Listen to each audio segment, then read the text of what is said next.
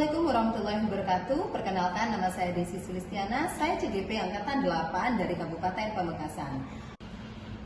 Pada kesempatan kali ini saya tidak sendiri, tapi saya bersama dengan Ibu Karlina Mur Pratiwi. Beliau adalah pengajar PKN di SMK Negeri 3 Pamekasan. Di sini saya akan melakukan supervisi di kelas Ibu Karlina Mur Pratiwi, di mana yang akan diawali dengan kegiatan pra-observasi. Baik Ibu Tiwi, di sini kalau boleh tahu Ibu akan mengajar kelas berapa Ibu? Mengajar kelas 10. Kelas 10 Jurusan Tata Kecantikan. Tata Kecantikan. Baik Ibu, untuk kelas 10 jurusan Tata Kecantikan, untuk kegiatan supervisi yang akan kita lakukan ini, kira-kira tujuan pembelajaran apa yang akan Ibu ambil di sini?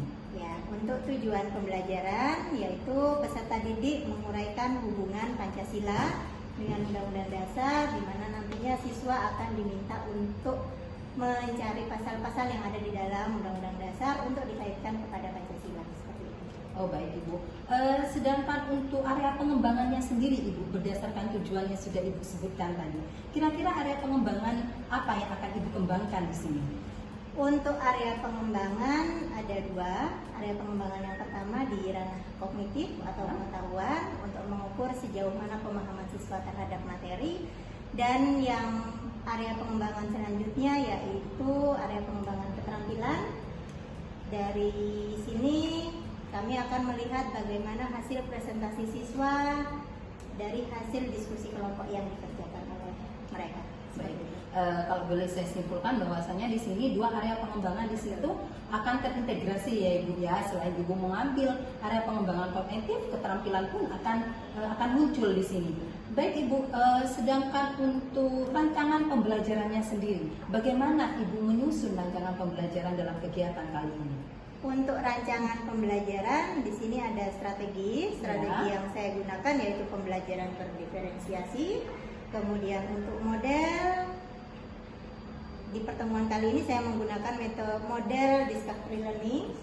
Jadi siswa akan menemukan sendiri masalah yang menjadi tugas mereka, dan metode melalui diskusi kelompok dan tanya jawab presentasi. Baik, itu adalah berdasarkan rancangan pembelajarannya. Baik Ibu, sudah cukup jelas. Sekarang bagaimana dengan media pembelajarannya? Kira-kira di sini Ibu akan menggunakan media pembelajaran apa saja? Untuk media pembelajaran saya menggunakan media PowerPoint yang pertama, kemudian media selanjutnya dari Undang-Undang Dasar, karena mereka nantinya akan mencari pasal-pasal yang ada di dalam UUD untuk dikaitkan dengan Pancasila.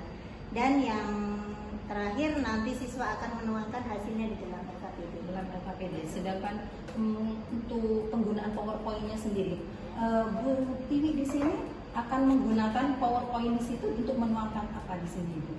Untuk menyampaikan materi awal sebelum pemberian penugasan terhadap siswa.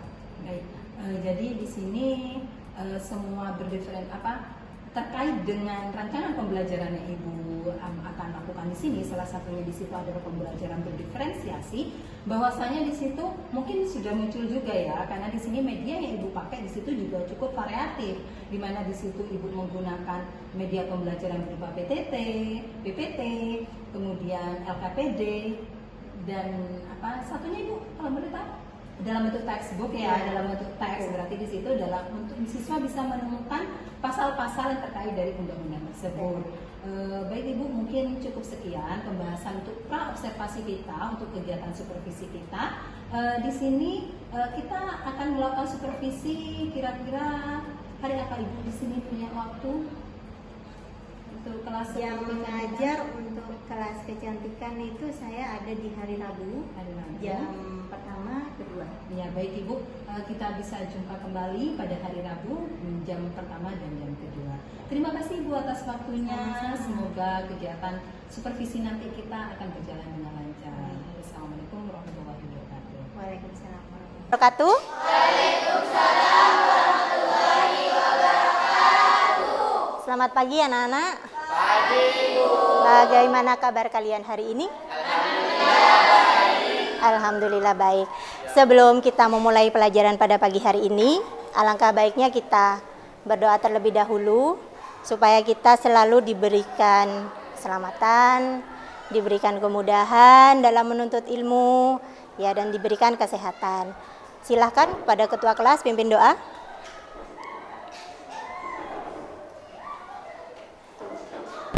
Bersiap. Berdoa dimulai. Bismillahirrahmanirrahim.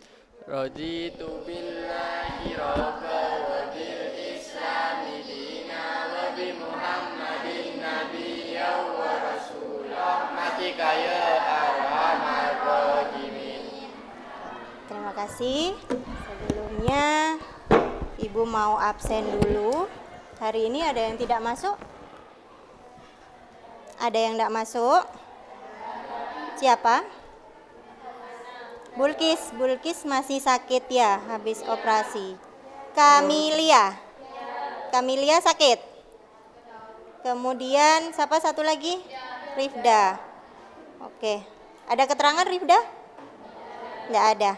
Saya kasih Alfa saja. Ya baik anak-anak. Sekarang sebelum kita mulai pelajaran, tolong berdiri dulu. Silahkan berdiri.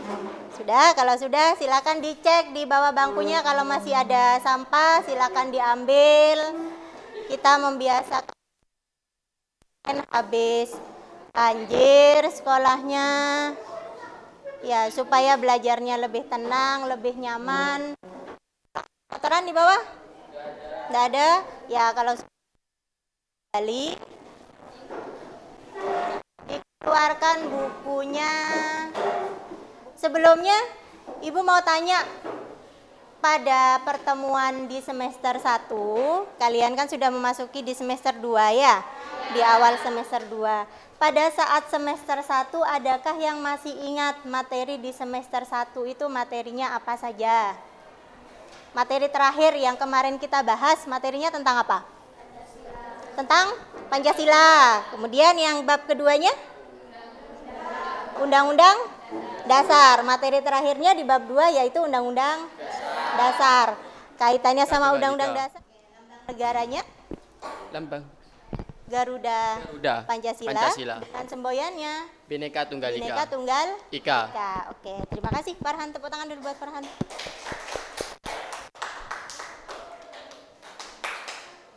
Ya. Sekarang kita masuk ke dalam materi yang berelemen Bhinneka Tunggal Ika. Kenapa saya tadi pancing di pasal 36A? Karena semboyan Bhinneka Tunggal Ika itu ada di dalam Undang-Undang Dasar 1945. Pasal berapa tadi? Pasal 36A. Nah, sebelum masuk ke materi, di sini Ibu punya 3 pertanyaan.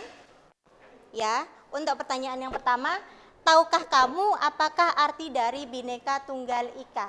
Adakah yang tahu arti dari Bhinneka Tunggal Ika? Kalian kan sering mendengar Bhinneka Tunggal Ika. Oke, silahkan Nia. Ada yang lain? Arti dari Bhinneka Tunggal Ika? Ada yang lain? Berbeda-beda tapi tetap satu jua, gitu ya katanya Nia tadi ya. Bu Tiwi sudah kirim link untuk pretest kalian, silahkan dibuka di sana. Kita akan melaksanakan pretest dulu untuk melihat sejauh mana pemahaman kalian terkait dengan elemen Bhinneka Tunggal Ika.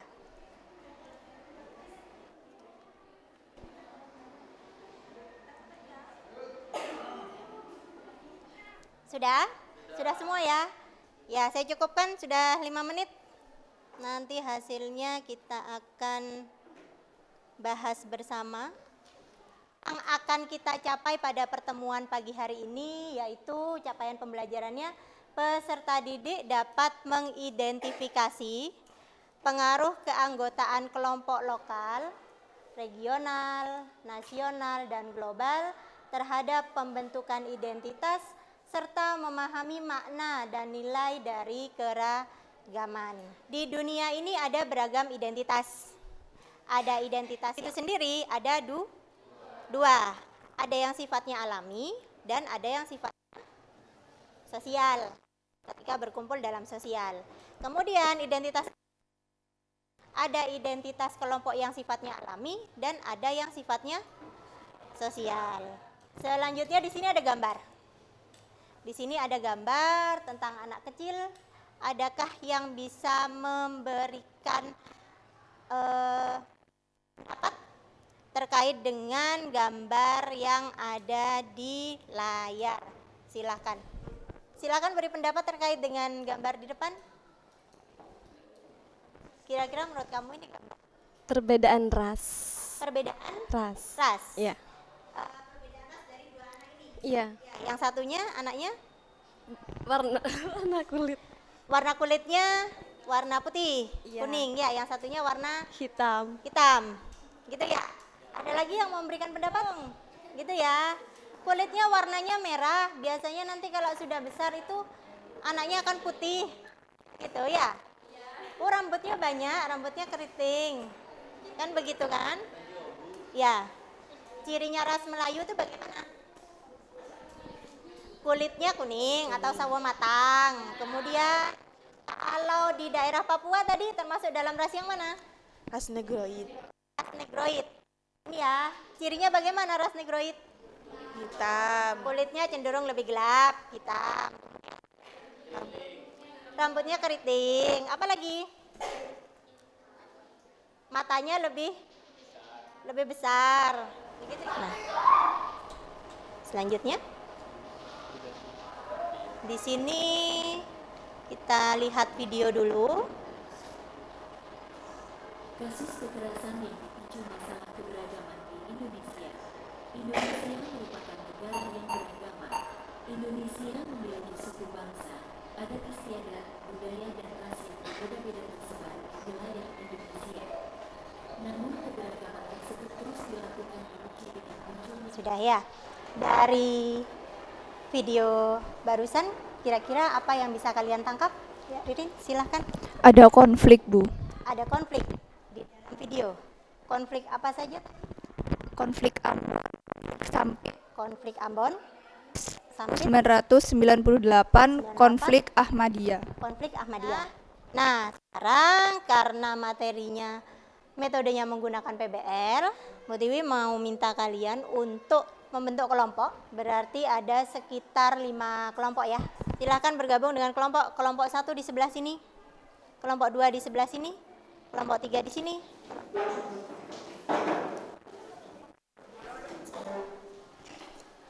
Nah, di sini akan saya bagikan LKBD ya. Saya beri waktu 15 menit untuk mengerjakan kelompok 1, kelompok 2, kelompok 3. Selain mencari permasalahannya apa, pastinya ketika ada masalah pasti akan dicarikan penyelesaian. Apakah ada penyelesaian dari kasus di situ? Ada. Sudah ketemu penyelesaiannya bagaimana? Oh, kira-kira sekarang sudah aman di daerah Sampit? Sudah damai. Ya, silakan dilanjutkan.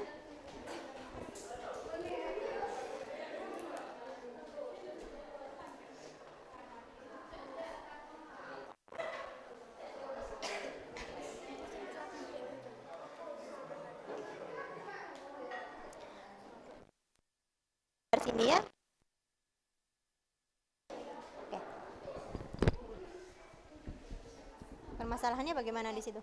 Sekarang kalau sudah, silakan kalian presentasikan. Yang mau presentasi lebih dulu, silakan. Kelompok yang lain tolong diperhatikan.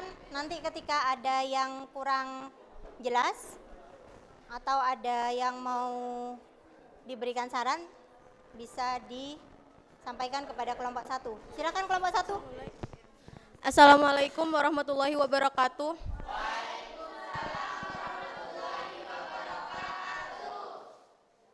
Saya dari kelompok 1 kan hasil kerja kelompok kami, yaitu tentang konflik. Konflik ini bermula dari konflik antara kelompok yang terjadi di Sampit, Kalimantan Tengah. Konflik tersebut dilatar belakangi karena adanya persaingan di bidang ekonomi. Komnas HAM membantu Komisi Penyelidikan Pelanggaran HAM Sampit. Tercatat sekitar 469 orang, yang 100.000 yang mengungsi. Penyelesaian konflik sempit dapat terjadi berketindakan pemerintahan dengan cara mengevakuasi warga dan menangkap para provokator yang menjadi sumber penyebab konflik. Mungkin ada yang perlu ditanyakan. Silakan kelompok 2, 3, 4, 5. Perlu ditanyakan? Sudah jelas? Sudah, permasalahannya latar belakangnya karena apa di situ? Persaingan di bidang ekonomi. Oke, kemudian ada penyelesaian? Ada. Ya, bagaimana? Sapi dapat terjadi berkat tindakan pemerintah warga provokator yang menjadi sumber penyebab konflik. Ya, bisa dipahami ya anak-anak ya. Jadi yang pertama ada kasus sampit antara orang Dayak dengan orang Madura. Latar belakangnya karena apa tadi? Persaingan di bidang ekonomi. Penyelesaiannya akhirnya provokatornya ditangkap. Begitu ya. Ya, silakan kalau sudah. Cukup sekian dari presentasi dari kelompok kami. Wassalamualaikum warahmatullahi wabarakatuh. Kelompok 5 silakan. Kelompok 5 dulu.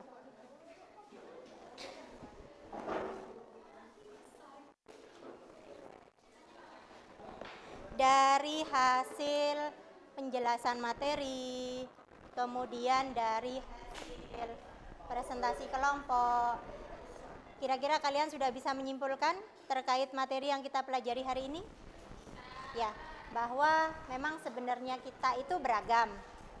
Ya, dan di tengah keberagaman itu kita harus saling menghargai supaya yang namanya konflik poso, konflik sampit, kerusuhan Mei itu bisa dihindari. Silakan dibuka kembali HP-nya. Silakan dibuka. Untuk kalian mengerjakan post-test dari materi yang sudah kita bahas bersama. Kira-kira pemahaman kalian terkait materi hari ini itu seperti apa? Bisa ya?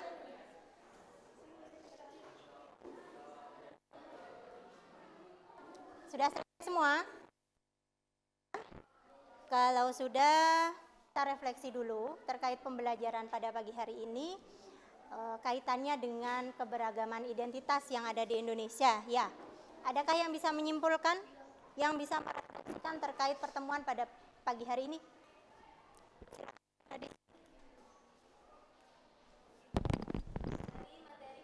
Hari ini kami bahwa konflik itu dapat konflik yang ada dari hasil diskusi kelompok itu sebenarnya bisa kita hindari ketika bagaimana anak-anak? Kita punya penghargaan terhadap orang lain, tidak mementingkan ego masing-masing, kan begitu ya? Ada yang belum dipahami dari materi hari ini? Sudah bisa dipahami? Untuk mengakhiri pertemuan pagi hari ini, sebelum kita akhiri, berdoa dulu. Silakan ketua kelas. Bersiap. Berdoa dimulai.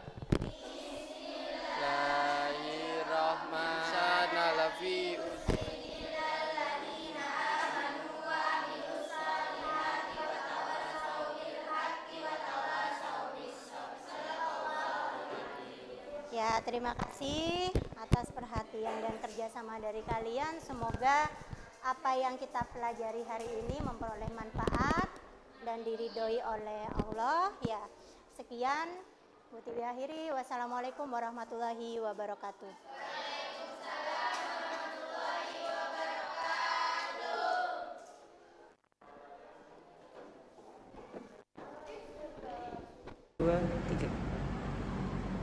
Assalamualaikum warahmatullahi wabarakatuh. Waalaikumsalam. Perkenalkan, saya PP dari Angkatan Udara.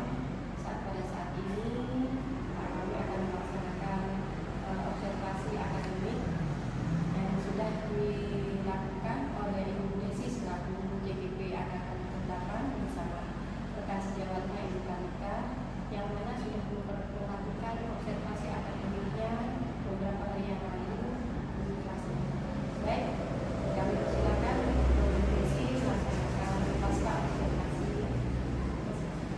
Baik Ibu, terima kasih atas waktunya. Sebelumnya perkenalkan, saya Desi Sulistiana, saya CDP Angkatan 8 dari Kabupaten Pamekasan.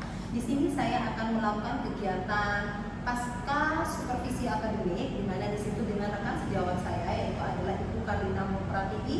Beliau mengampu mata pelajaran PKN di sini.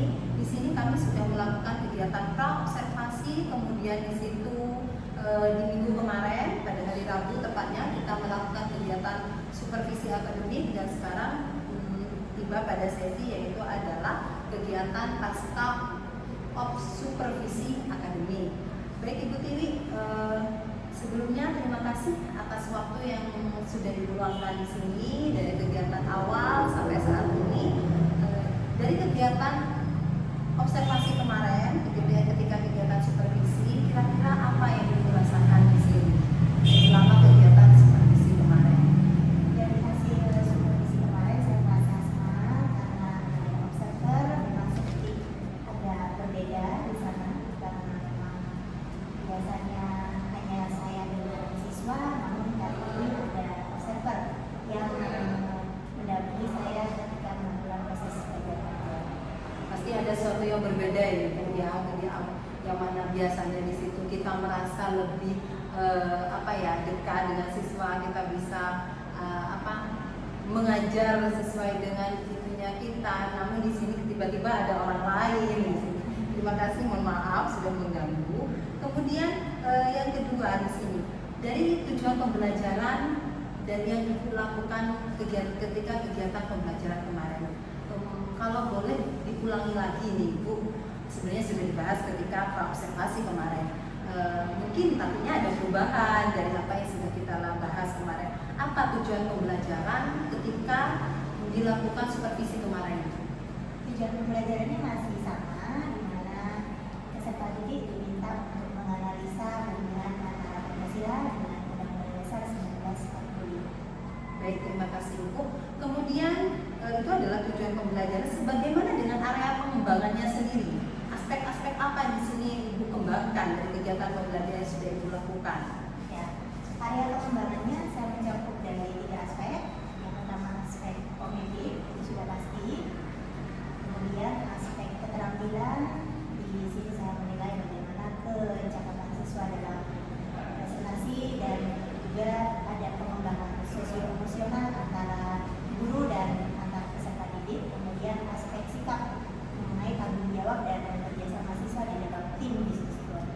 Dan luar biasa ya Ibu ya, 3 aspek di situ sudah tercover dalam kegiatan pembelajaran kemarin, yaitu adalah pengetahuan, kemudian keterampilan, dan terakhir itu adalah aspek sikap yang sangat penting di sini.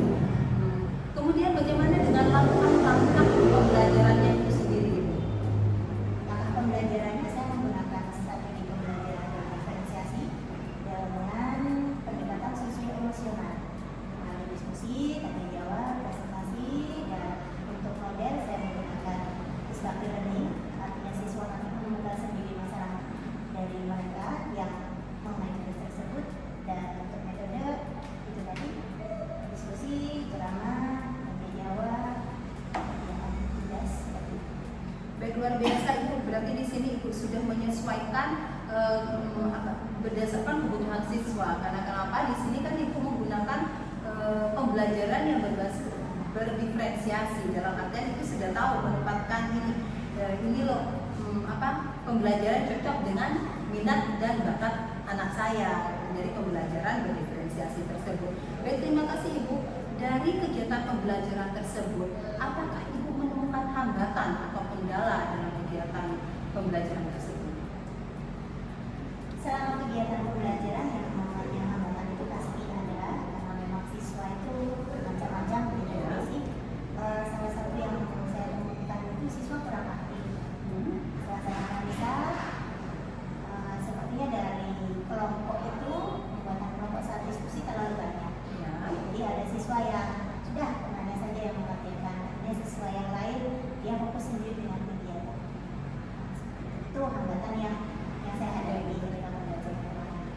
Setelah Ibu melihat adanya hambatan tersebut, apakah Ibu kira-kira menemukan solusi nggak? Apa yang harus Ibu lakukan dalam meminimalisir hambatan yang Ibu hadapi di dalam kelas tersebut?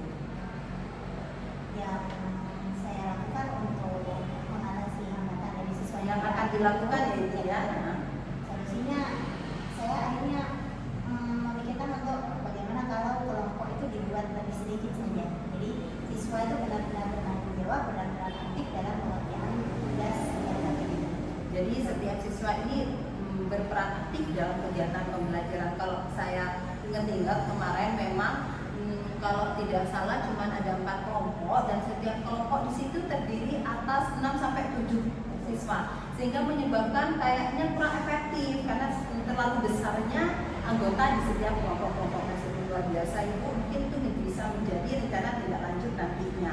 Baik Ibu, dari skala 1 sampai 10 ini Ibu, kira-kira harapan Ibu ini dari rencana tindak lanjut yang akan Ibu lakukan nantinya itu ada di posisi berapa Ibu? Harapannya di sini. Mengenai skala mungkin 8 ya. Ya. Di tingkat keberhasilan yang saya harapkan itu lebih dari 75%, artinya dengan pembentukan siswa dengan kelompok yang lebih kecil, artinya siswa lebih aktif dan siswa-siswa yang hambatan tadi yang tidak aktif itu bisa diminimalkan. Gitu. Terima kasih. Jadi harapannya di situ ada paling tidak dari skala 8 ya, jadi lebih dari 75%. Baik Ibu, kira-kira kapan Ibu ini akan melakukan rencana tindak lanjut tersebut Ibu? Untuk rencana tindak lanjut di pertemuan Yang akan datang, kira-kira hari apa ya? Hari Rabu, berarti ketemu lagi hari Rabu. Dan mungkin setelah kegiatan rencana tindak lanjut yang akan Ibu lakukan di sini, kita bisa bertemu lagi ya Ibu ya untuk berbincang-bincang, membahas tentang tingkat perkembangan dari harapan atas kendala yang Ibu hadapi di dalam kelas tersebut. Dari kegiatan ini Ibu, adakah yang Ibu dapatkan dari kegiatan proses pasca supervisi akademik ini Ibu? yang saya dapatkan, akhirnya saya paham mengenai gaya belajar siswa saya. Untuk nantinya saya lebih menyesuaikan diri lagi baik dari metode dan siswa itu benar-benar bisa belajar sesuai dengan kebutuhan. Luar biasa Ibu, di sini berarti tidak akan terlepas dari namanya pembelajaran berdiferensiasi, pendekatan sosio-emosional, di mana di situ memang kita sebagai guru benar-benar jadi fasilitator, benar-benar jadi fasilitator, di mana kita bisa menempatkan diri apa sih sebenarnya kebutuhan siswa kita, apa yang ingin kita kembangkan untuk siswa kita.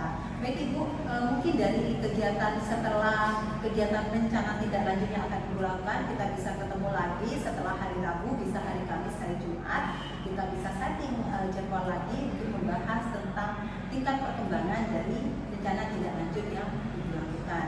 Mungkin cukup sekian dulu